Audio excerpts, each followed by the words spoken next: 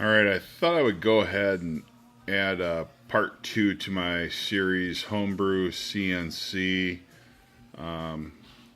milling machine. And basically what you're looking at here is the column. And the column, I don't know if I gave that in my last video, but the column is 8 inches by, let's see here, it's going to be coming in about 18 and a quarter. Now, what I ran into on this here piece, my initial prototype, and I know I said this in my previous video, is that this piece here was not there. This extra rectangular tubing. And I did have a little bit of kind of a vibration back and forth, and once I get the motor mounted back up and the spindle, I can kind of show you what was happening.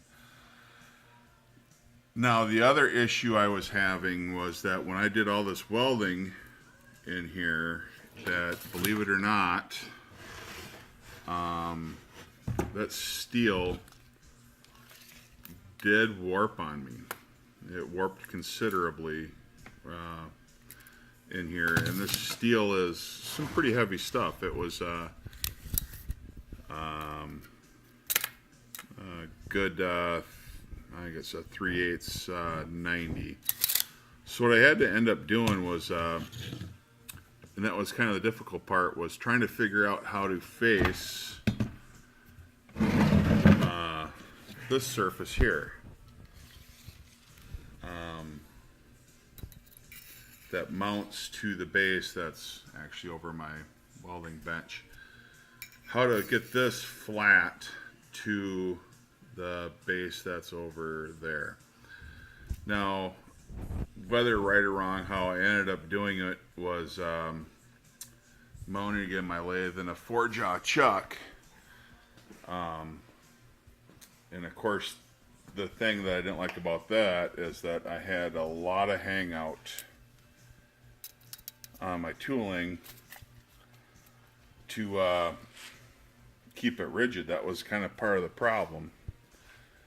But I did face it, and you can see here the swing was basically almost at the capacity of my lathe because of where the bed is over the bed. I mean, that's an 8-inch by 4-inch. So what I had to do is do a center hole and then spin it, spin it, spin it, spin it. And if you notice also, it did get kind of rather thin in this area here. So I kind of had to decide, I could make it totally square, but now I'm starting to walk into the thin web of the angle, and I was kind of looking for more strength. But I think ultimately it comes down to, well, 3 points ultimately make your plane anyway.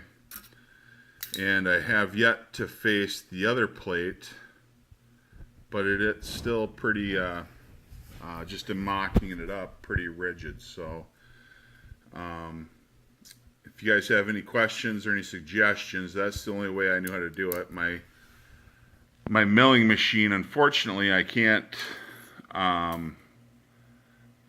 get to the height. That was just simply too high. I mean, I suppose if I had a Bridgeport with a riser block in there that I probably could, but with the tooling I have and the tools I have, this is my solution to that.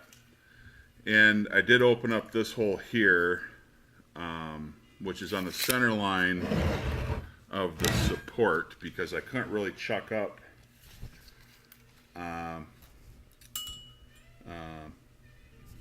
with this being the center line, because my chuck was only grabbing up to about yay on my 4-jaw. So yeah, if you guys have any suggestions or how you would do it differently, that's cool. But this was my solution. But I do know that